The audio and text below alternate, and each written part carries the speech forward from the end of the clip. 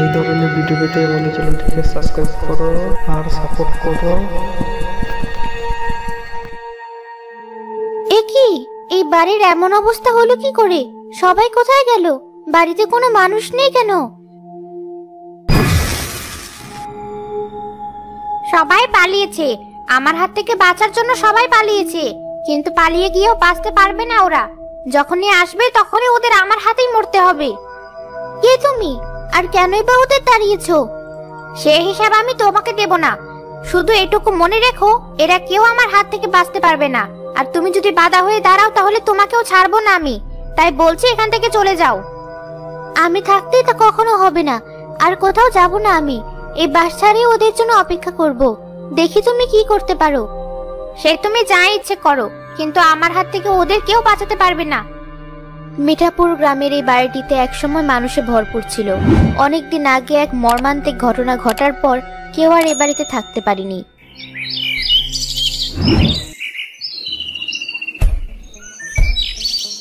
মা, কেউ মনে হচ্ছে এসেছে, ডাকছে বারবার। এত সকালে আবার কে এলো? ডেকে ডেকে ঘুমটাই ভেঙে দিল একেবারে। নিশ্চয় কোনো পাওনাদার হবে, তাছাড়া আমাদের কাছে কে আর আসবে? তোরা থাক, আমি দেখছি। সে কখন থেকে এসে ডাকছে, কানে কি যাচ্ছে না? আসলে ঘুমাচ্ছিলাম, তাই একটু দেরি হলো। মানুষের কাছে এত জানা রেখে তোমরা এখন শান্তিতে ঘুমাও কি করে? আমি সেটাই বুঝি না। বলে গিয়েছো আজ আমার 2 মাসের বকেয়া ঘর ভাড়া দেওয়ার কথা। আসলে আমি টাকাটা জোগাড় করতে পারিনি। একজন দিতে চেয়েছিলেন, কিন্তু শেষ পর্যন্ত তিনি আর কোনো টাকা দেননি। এসব গল্প আমাকে শুনিয়ে লাভ হবে না। আজকের টাকা আমাকে দিতেই হবে, না হলে আমার ঘর ছেড়ে এখনই চলে যেতে হবে। দয়া করে আপনি এমন করবেন না। আমাকে আর 2-3 দিন সময় দিন, আমি ঠিক একটা ব্যবস্থা করব। সে আর হবে না, অনেক সময় দিয়েছি। তুমি ছেলে মেয়ে নিয়ে খাচ্ছ, ঘুমাচ্ছ, শখ করছো। আমার টাকার বেলা যত নাটক। দেখো, ভালোই ভালোই বলে দিলাম, বিকেলের মধ্যে টাকা দিতে না পারলে রাতেই তোমার এই ঘর ছাড়তে হবে।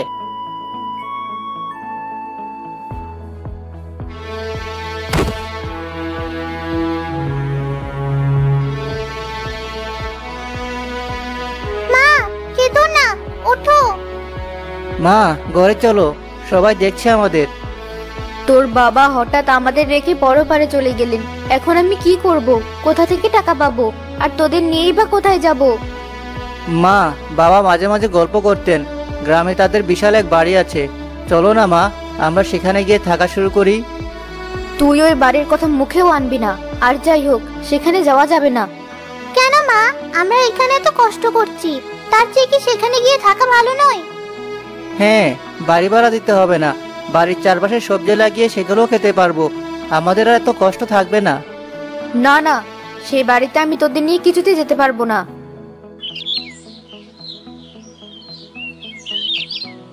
আজ তো টাকা দেওয়ার কথা, টাকা দিন ভাবি। আমারও তো সংসার আছে, তাই না? এতগুলো টাকার জিনিস বাকি নিয়েছেন, এইভাবে চলতে থাকলে আমাকেও আপনি পথে বসিয়ে দেবেন। কাকা, টাকাটা এখনো হাতে পাইনি মা, ফেলে আমি নিজে গিয়ে আপনাকে দিয়ে আসবো। মা ছেলে মিলে ধান্দাবাজি শুরু করেছো আমার সাথে। এক এক বেলা এক এক কথা বলো, এসব কোনো কথা শুনবো না আমি। ভালো মানুষের মতো টাকা বের করো। কাকা, সত্যি এখন আমাদের কাছে টাকা নেই। আপনি যান, ভাইয়া গিয়ে দিয়ে আসবে। তোমার মা সামনে থাকতেও তোমরা কেন কথা বলছো? শিখিয়ে দিয়েছে বুঝি? ভাই, আপনি ভুল বুঝবেন না, আসলে আমার শরীরটা খারাপ। আপনি দয়া করে সব নাটক বন্ধ করুন। অনেক সহ্য করেছে সব। টাকা না পেলে ঘরের সব জিনিস নিয়ে চলে যাব।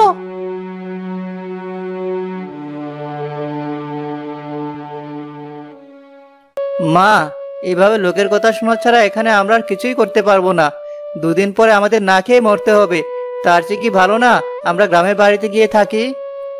কিন্তু ওই বাড়িতে কিছু সমস্যা আছে, তা না হলে আমরা তো সেখানেই থাকতাম। এখানে কি আমরা সুখে আছি? এখানে থাকলে না খেয়ে মরতে হবে, লোকের কথা শুনতে হবে। তার চেয়ে ভালো সেখানে গিয়েই দেখি কি হয়। বেশ, তাহলে তাই চল। আর আমার যে গয়নাগুলো রয়েছে তা বেচে এখানকার পাওনাদারদের টাকা দিয়ে দিই। সেদিনই রুমা তার গয়না বিক্রি করে টাকা শোধ করে গ্রামের বাড়ির উদ্দেশ্যে বেরিয়ে যায়।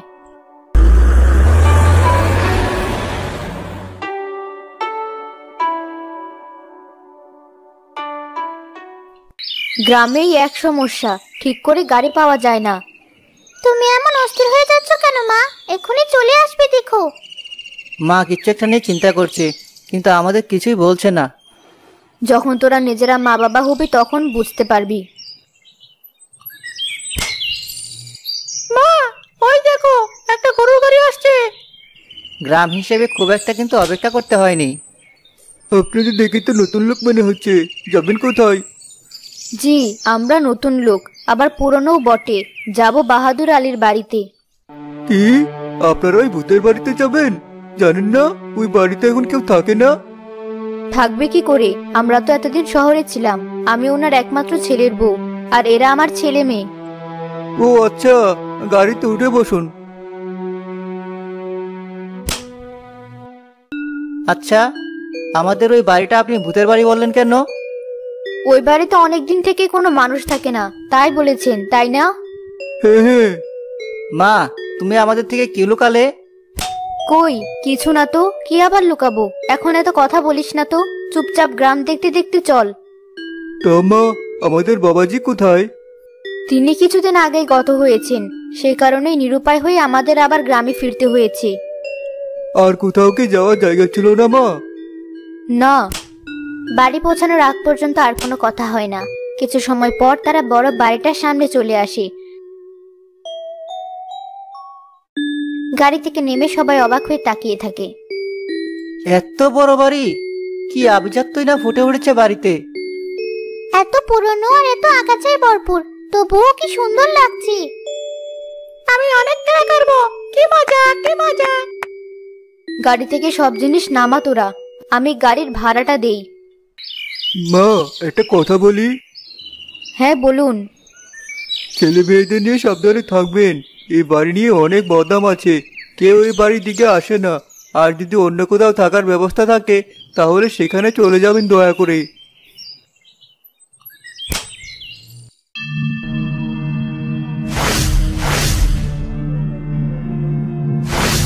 মা, মনে হলো এখান দিয়ে কেউ হেঁটে গেল।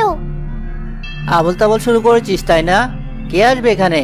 গাড়িতে শুনলি না এখানে কেউ আসে না? আর যদি আসতো আমরাও তাকে দেখতে পেতাম। উল্টাপাল্টা কথা আর বলিস না।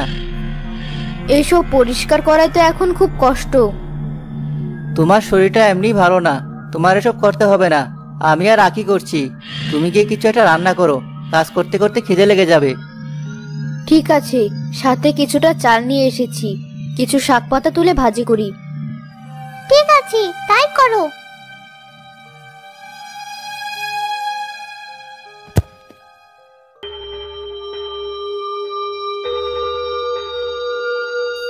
অবি, এদিকে এসো। অবি, এসো, আমরা একসাথে খেলি। অবি যত এগিয়ে যায় সখিনা ততই পেছাতে থাকে। এসো অবি, আমরা খেলা করি, এসো। আমি তো আসছি, তুমি পিছিয়ে যাচ্ছ কেন? কে তুমি? দাঁড়াও। এসো অবি, এসো।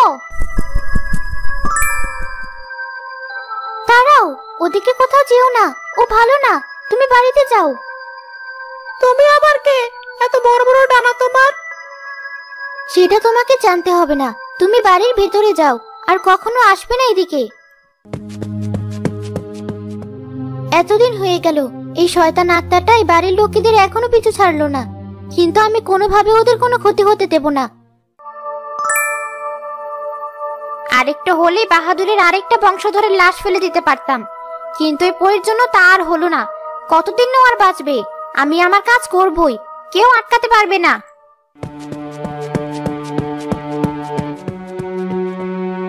কিরে অভি, কি হয়েছে তোর? তোকে দেখে এমন লাগছে কেন? মাকে যদি বলি একা একা খেলতে গিয়ে ওসব দেখেছি, মা ভীষণ রাগারাগি করবে। থাক, কিছুই বলবো না। কিছুই হয়নি মা, আমার খিদে লেগেছে, তুমি খেতে দাও। তাই বল, খিদে পেলে আমার ছেলেটার মুখটা একদম শুকিয়ে যায়। মা, ঘরে এসে দেখো কি সুন্দর করে আমি আর ভাই মিলে পরিষ্কার করেছি। সত্যি খুব সুন্দর হয়েছে, এবার হাত মুখ ধুয়ে খেতে আয়। কাল পুরো বাড়ি পরিষ্কার করে সবজি গাছ লাগানো শুরু করব।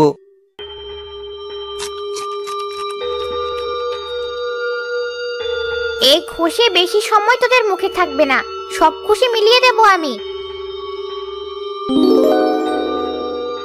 আমি থাকতে তুমি সেটা কখনো পারবে না। আমাকে আটকাতে আসলে তুই মরবি পরি, তাই বলছি আমার পথ থেকে সরে দাঁড়া। কে মরে সেটা সময় বলে দেবে।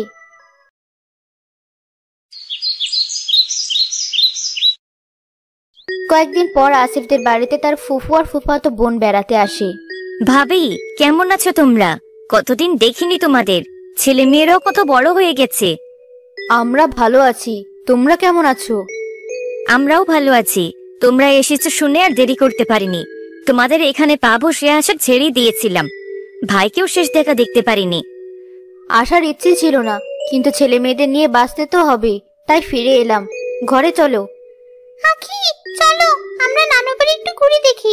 অনেকদিন আগে এই বাড়িতে একবার এসেছিলাম, তারপর আর আসা হয়নি। ঠিক আছে চলো।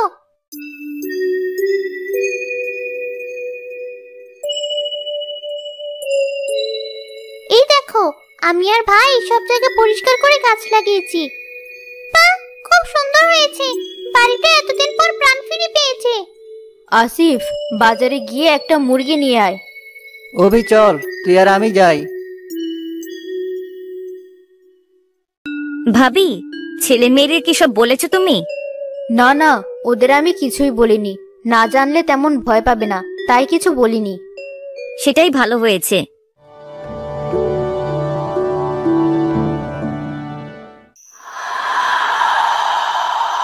বেশ গরম পড়েছে, ঘরে যেন দমটা বন্ধ হয়ে আসছে।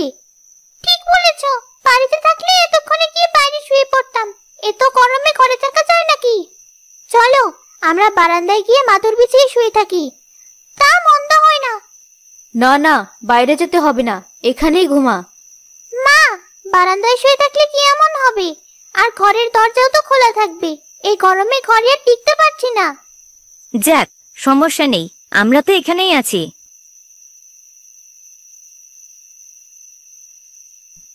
এখানেও তেমন একটা বাতাস নেই। আমাদের এই ঘরের দিকে বাতাস তেমন আসে না। রান্নাঘরের বারান্দায় বেশ বাতাস লাগে। বেশ তো, চলো ওখানে গিয়ে ঘুমাই। দাঁড়াও, ঘরের দরজাটা লাগিয়ে দেই।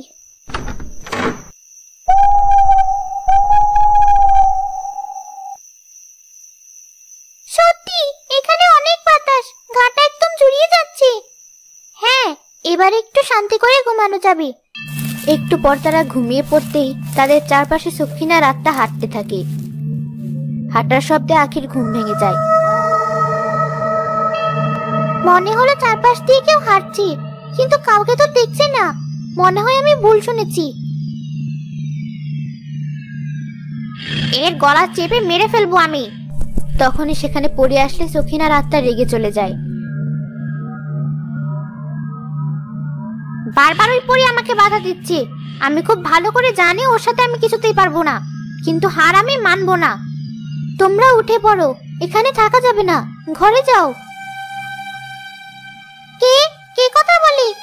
চলো আমরা ঘরে চলে যাই, ভীষণ ভয় করছে আমার।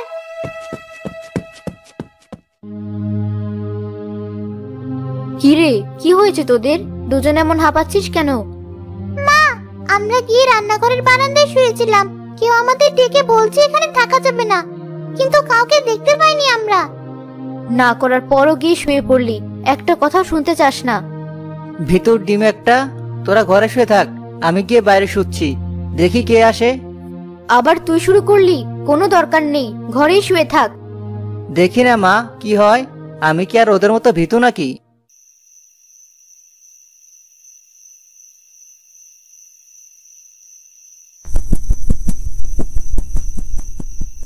বলেছি না এখানে থাকা যাবে না, ঘরে যাও বলছি। মরার শখ হয়েছে তোমাদের? কে কে? কি রে, এভাবে চিৎকার করছিস কেন? ঘরে আয় বলছি। দেখে মনে হচ্ছে অনেক বেশি ভয় পেয়েছিস। হ্যাঁ সে তো পেয়েছি, কিন্তু কে এটা, আর কেন বা আমাকে ঘরে আসতে বললো? এটা মনে হয় সেই পরি। কি বলছিস এসব? কোন পুরি? তুই তাকে দেখলি কি করে? তোমরা বকাবকি করবে বলে আমি তোমাদের কিছু বলিনি। কি হয়েছিল বল আমাদের। অভি তাদের সব কথা খুলে বলে। তার মানে সেই পরি ফিরে এসেছে, আর সেই তোমাদের রক্ষা করছে। ফুফু, দয়া করে আমাদের সব কথা খুলে বলো, এভাবে আর চুপ করে থেকো না। বেশ, শুন তবে। এই বাড়ি অনেক পুরনো, ঠিক কতটা পুরনো তার কোনো আন্দাজ করা যায় না। মা বাবার কাছে শুনেছিলাম রাজা জমিদারের আমল থেকে এই বাড়ি, তাদেরই বংশধর আমরা। আমাদের দাদা ছিল বড় এক কবিরাজ, তার একজন পরী ছিল। দাদা মারা যাওয়ার সময় সেই পরীকে বাবার কাছে রেখে যান। এরপর থেকে সেই পরী আমাকে আর তোদের বাবাকে দেখে রাখতো। আমাদের তখন আর একটা ভাই হয়, তার বয়স ছিল 5 বছর। হঠাৎ করে পরীকে আর আমরা দেখতে পাই না।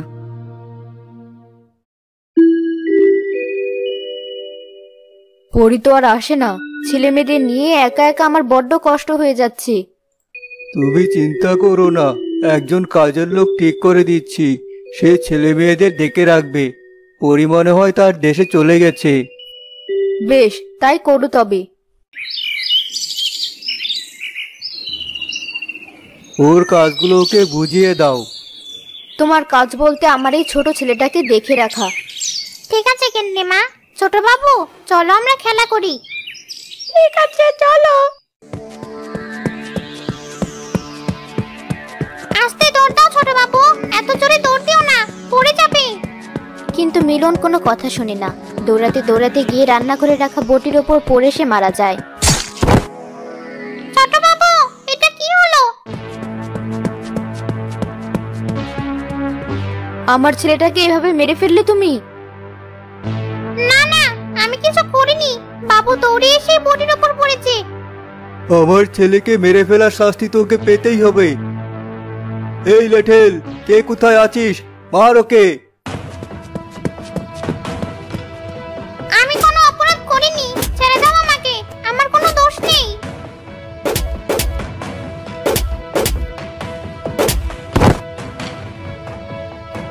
চাচা মরে গেল যে, লোক জানাজানি হলে সর্বনাশ হয়ে যাবে। বাঁশবাগানে গিয়ে পুঁতে দিয়ে আয়।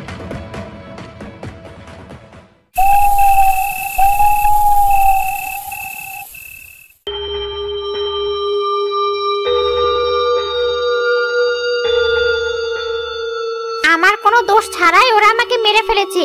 কোনো জানাজাও করেনি আমার। আমি ওদের ছাড়বো না, বংশ শেষ করে ফেলবো, কেউ বাঁচতে পারবে না।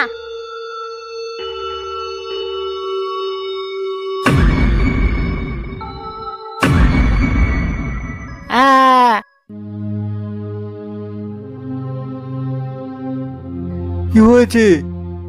বাবা, কেউ মনে হয় আমার গলা চেপে ধরেছিল, আমাকে মারার চেষ্টা করছে। কই, এখানে তো কেউ নেই। কে এমন করবে? আমি করেছি। তুই আমাকে আর ধরতেও পারবি না, মারতেও পারবি না। আমি একে একে তোদের সবাইকে মারবো। পরদিন আমার বাবা হুট করেই আমাকে বিয়ে দিয়ে দেয় অল্প বয়সেই, আর তোর বাবাকে নিয়ে শহরে চলে যায়।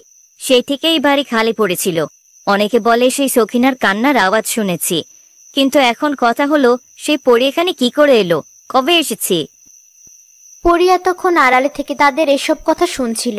এবার সে সামনে চলে আসে। ময়না, এই তো এসেছি আমি। পরি, হঠাৎ করে কোথায় চলে গিয়েছিলে তুমি? তুমি থাকলে আমাদের জীবন অন্যরকম হতো। আসলে এক কবিরাজ আমাকে বন্দি করেছিল। অনেকদিন আমি তার কাছে বন্দি ছিলাম। তারপর যখন ছাড়া পাই, তখনই এসে দেখি এখানে কেউ নেই। সেই থেকে তোমাদের অপেক্ষায় এই বাড়িতে আছি। তোমরা আসার পর থেকে সখিনার আত্মা বারবার ওদের মারার চেষ্টা করেছে। আমি ওদের বাঁচিয়েছি। পরি, তুমি সখিনার সাথে কথা বলো, ও আমাদের মুক্তি দিক। আমাদের আর কোনো উপায় নেই, কোথাও যাওয়ার জায়গা নেই। বেশ, আমি আজই তার সাথে কথা বলবো। এই বাড়ি নিয়ে এত কাহিনী, অথচ আমরা কিছুই জানি না। দাদা সত্যি অন্যায় করেছে, আর তার জন্য এই ভোগান্তি।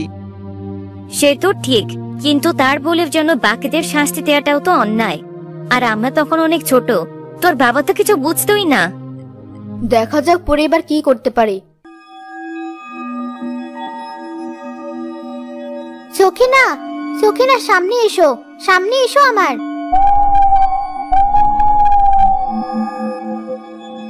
কি হয়েছে? তুমি আমাকে কেন ডাকছো? তুমি কি এই পরিবারকে কোনোদিন ক্ষমা করবে না? না, কোনোদিন না। ওদের দাদা খুব বাজেভাবে আমাকে হত্যা করেছে। আমি এত সহজে ওদের ছাড়বো না। কিন্তু এখানে ওদের কি দোষ? ওরা কেন এর ভাগীদার হবে?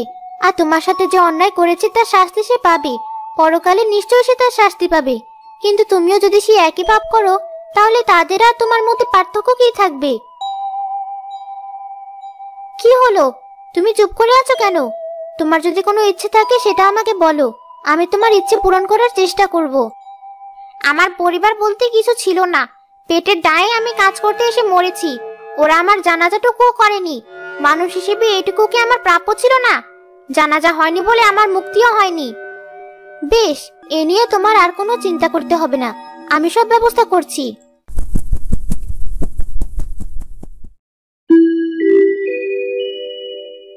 ও কি বললো পরি? এই পরিবারের পিছু ছাড়বে না? ছাড়বে, তবে তোমাদের একটা কাজ করতে হবে। কি কাজ? ওকে যেখানে পুঁতে রাখা হয়েছে সেখানে কবর বানিয়ে জানাজা করতে হবে, তাহলে সব ঠিক হয়ে যাবে। ও মুক্তি পাবে আর ওর হাত থেকে তোমরাও। আজকেই সেই ব্যবস্থা হবে।